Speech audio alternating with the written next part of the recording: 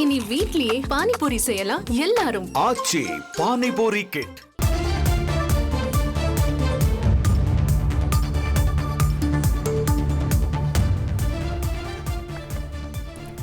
வழக்கறிஞர் பாலு பாமகவிலிருந்து நீக்கம் செய்யப்பட்டிருக்கிறார். கூடுதல் விவரங்களை செய்தியாளர் சங்கரன் மணியிடம் கேட்கலாம். சங்கரன், எதற்காக அவர் தற்பொழுது நீக்கப்பட்டிருக்கிறார்? அவருக்கு பதிலாக யார் நியமிக்கப்பட்டிருக்கிறார்? விவரங்களை பதிவு பண்ணுங்க. வணக்கம் காயத்ரி.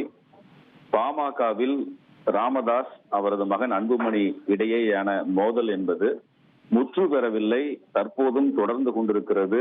நீரு பூத்த நெருப்பாக இருவருக்கிடையேயான மோதல் தொடர்கிறது என்பதைத்தான் இன்று காலை முதல் நடைபெறக்கூடிய சம்பவங்கள் உணர்த்துகின்றன. தொடர்ச்சியாக கட்சியில் இருக்கக்கூடிய பல்வேறு நிர்வாகிகளை நீக்கம் செய்து பாமக நிறுவனர் தலைவர் ராமதாஸ் உத்தரவிட்டிருக்கிறார். ஏற்கனவே கிட்டத்தட்ட ஒரு 30க்கும் அதிகமான மாவட்ட நிர்வாகிகளை ராமதாஸ் நீக்கியிருந்தார். இந்த நிலையில் இன்று காலை முதல் தொடர்ச்சியாக பல நிர்வாகிகள் பல்வேறு பொறுப்புகளில் இருந்து நீக்கம் செய்யப்பட்டு வருகிறார்கள். அந்த வரிசையில் பாமகவில் மிகவும் முக்கியமாக பார்க்கப்படக்கூடிய வழக்கறிஞர் பாலு முக்கிய பொறுப்பில் இருந்து நீக்கம் செய்யப்பட்டிருக்கிறார். பாமகவில் வழக்கறிஞர் சமூக நீதி பேரவை என்ற ஒரு அமைப்பு பல ஆண்டுகளாக செயல்பட்டு வருகிறது. இந்த அமைப்பினுடைய தலைவராக வழக்கறிஞர் பாலு பல ஆண்டுகளாக செயல்பட்டு வந்த நிலையில் தற்போது அந்த அமைப்பின் தலைவர் பதவியில் இருந்து வழக்கறிஞர் பாலு நீக்கம் செய்யப்பட்டு வழக்கறிஞர் கோபு என்பவர் நியமனம் செய்யப்பட்டிருப்பதாக ராமதாஸ் அறிவிப்பு வெளியிட்டிருக்கிறார். இது கட்சி நிர்வாகிகள் மத்தியில் அதிர்ச்சியை ஏற்படுத்தி இருக்கிறது.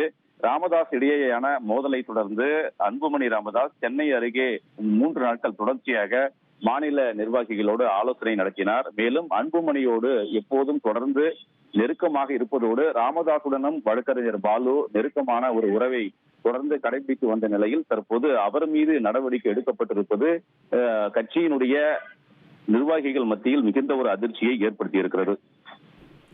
விவரங்களுக்கு நன்றி சங்கரன். இனி வீட்லயே பானிபூரி செய்யலாம் எல்லாரும். ஆச்சி பானிபூரி கிட்.